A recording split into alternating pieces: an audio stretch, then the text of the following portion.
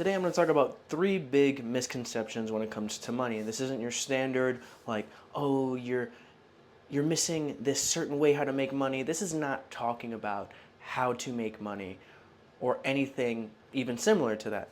Today I'm going to be talking about misconceptions that I had and millions of people still fall victim to today. The first biggest misconception is that it's hard/easy to make. People will try to sell you on all types of things online. That, oh, you're just not doing this to make money. You're just not doing that to make money. This is the biggest mistake. It's really hard. You should just go to school. There's a lot of misinformation when it comes to that. But money and money-making ability in general should be considered what it is, which is a skill. And also, with that skill, comes certain advantages. So, if you had rich parents, if you were taught at home about money, if you got an inheritance, if your father was a business owner or your mother was a business owner, you will likely have a better time and an easier time owning a business or going to school as a doctor or lawyer and making money that way. You're likely not going to have a hard time doing that. So there are certain advantages that come with it, but I want it to be known that it's kind of a skill. That's really what it is. And that's what it should be talked about as. It shouldn't be talked about as this mythicized idea or mythicized topic or, just it's not easily boiled down to it's easy or simple or hard or this or that. It's a skill. You can be born, better at it than others. You can be born in a more fortunate position than others. But I'm going to compare it as a good analogy using like fitness. When it comes to fitness, there's people who are born with certain genetics, who are born with a certain skill set, who got fortunate enough to be trained and are lucky enough to be born with certain abilities that other people will never have. And also, to that same point, it's kind of hard to maintain a certain physique, to maintain a certain level of performance, but once you attain it, it's easy to maintain it. It's the same exact thing with money. Making money might be hard at first, but maintaining money is not really hard at all, if I'm being honest. Maintaining money is probably the easiest part when it comes to this topic, this concept, this idea. Maintaining is the easiest, just like with your physique. To build muscle is hard. To maintain muscle is relatively easy. Anyone will tell you that. I don't want to go too long on that specific topic or that specific idea, but that's kind of what I'm talking about. Like, there's some misconceptions, and the second one is that money can or can't buy happiness. Obviously, you're not going to be happy if you are clinically depressed and then you all of a sudden become a millionaire. Your clinical depression will not go away because you just won $1 million. That's not how that works. What will happen is you might still be depressed because money wasn't the source of your unhappiness. It could have been any other number of things, any myriad of circumstances. It could be anything.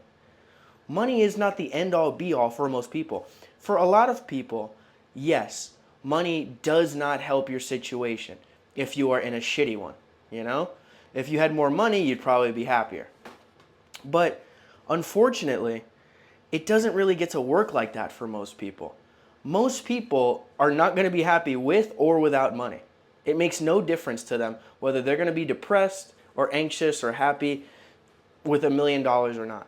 It does help though. Again, I'm going to use one more fitness analogy.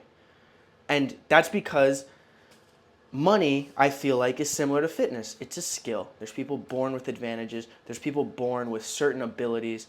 And there's people who attain the skill easier than others. But just because you're fit doesn't mean you're going to be confident. Will it help though? Absolutely. You're less likely to be not confident. Well, you're less likely to have low self-esteem if you're less likely to have low self-esteem if you work out, if you have a good body, if you have a good base of physical health.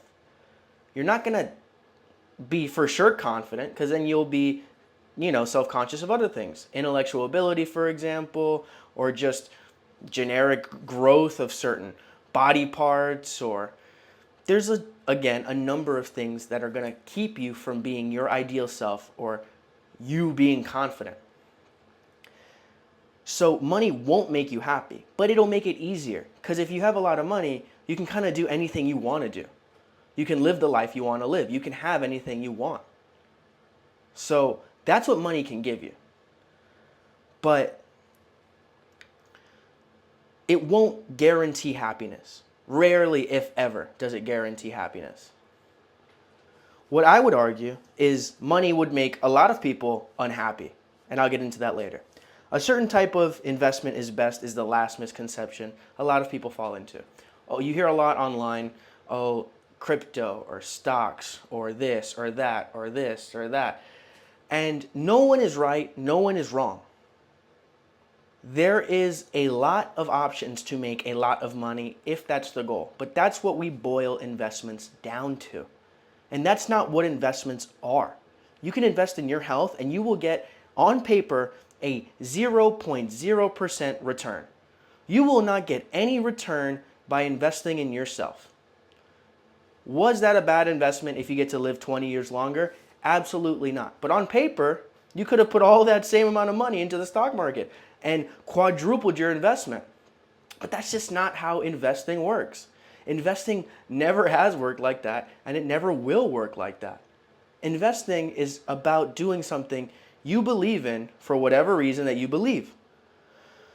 So when it comes to these ideas, these notions, and how to fix them, I'm going to get into that right now. So it's hard/easy to make money. That's a lie. It's a skill. You can build that skill over time. You can grow your base of knowledge, your base of wealth, your base of anything. You can grow whatever you want. You can learn how to do whatever you want when it comes to money. That's the thing. You just need to learn it. It's how it works. But it's a skill. You're not going to automatically be good or bad at it. It's a time thing. It takes a lot of time. It's usually a work in progress. It doesn't happen in a day. It doesn't happen in a month. It doesn't happen in a week. It doesn't happen in a year. It happens, whenever you happen to get lucky and get good. That's usually how it goes.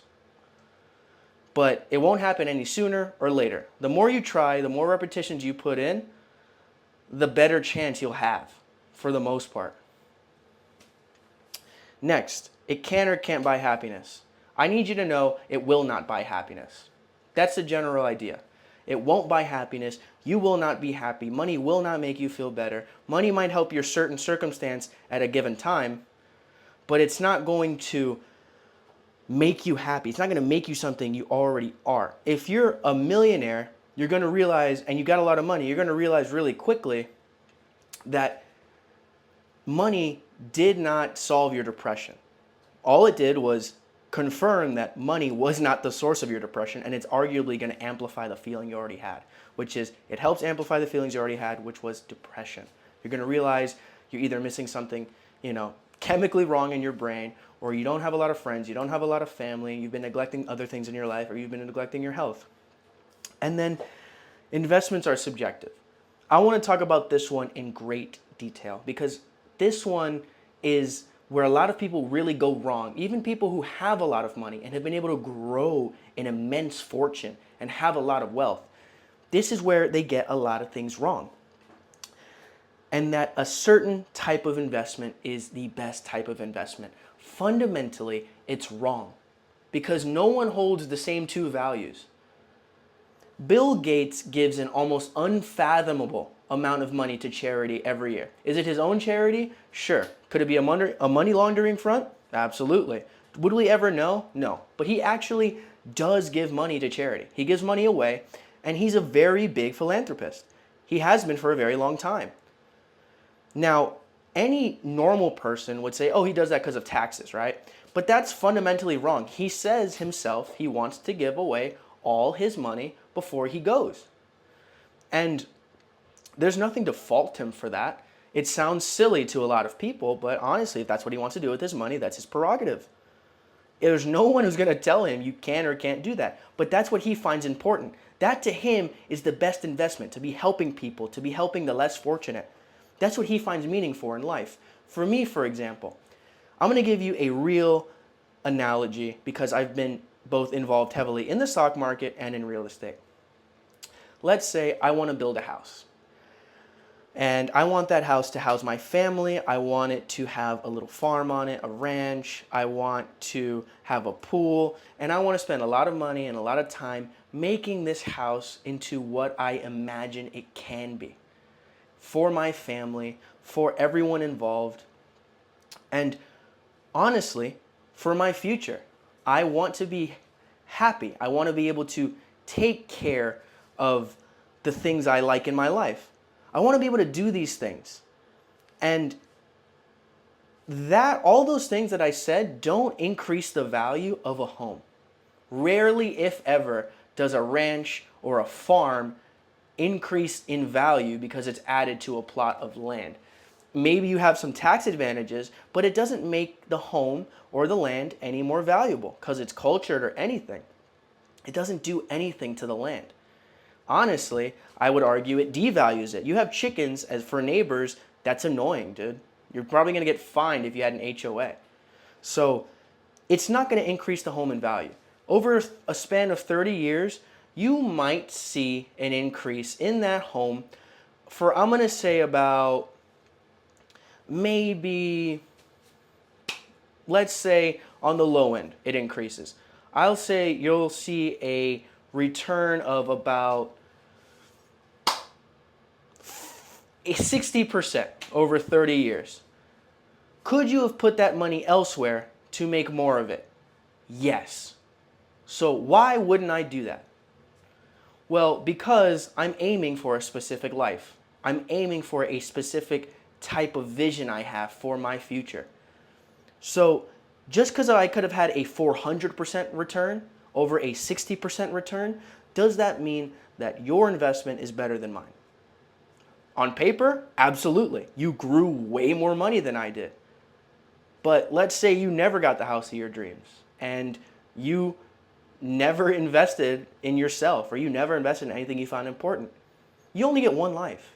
And if you think the point of investing and the point of making money is to just do that action to make money, then you're wrong. Money's a resource to be able to gain what you want and to be able to attain a future, security, and honestly, a life worth living that you feel is worth living.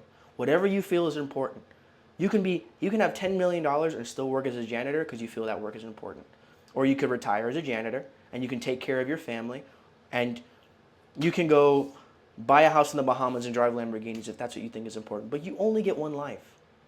It's not just about growing more money. It's not just about doing one thing. It's about being able to do what you want to do. And that's what money gets you. I think you should care about it, and I think you should start thinking a little bit differently. Money's a lot more nuanced than you would think, and money is not as cut and dry as people would like to believe. That's pretty much it. If you like what you saw, subscribe, and yeah, thanks.